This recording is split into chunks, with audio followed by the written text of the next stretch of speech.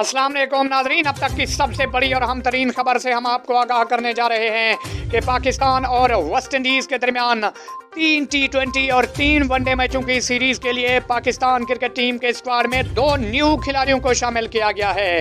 वो 2 न्यू खिलाड़ी कौन से हैं हम आपको मुकम्मल तर तफसील से आगाह करेंगे, लेकिन उससे पहले अगर आप हमारे चैनल पर न्यू हैं तो हमारा चैनल सब्सक्राइब करके घंटी के बटन को प्रेस कर दें ताकि हर आने वाला न्यू नोटिफिकेशन आपको मिलता रहे। तो आपका कीमती वक्त ज़ाय किए बगैर चलते हैं वीडियो की तरफ और आपको बताते हैं कि पाकिस्तान और वेस्ट इंडीज़ के दरमियान 3 T20 मैचों की सीरीज़ के लिए पाकिस्तान के स्क्वाड में 2 न्यू खिलाड़ियों को शामिल किया गया है। जी हाँ नाज़रीन, अब्दुल्ला शफीक और आबिद अली को पाकिस्तान के T20 स्क्वाड में शामिल कर लिया गया है। याद रहे कि अब्दुल्ला शफीक और आबिद अली ने टेस्ट क्रिकेट में शानदार कारकर्दगी का मुजाहरा किया था।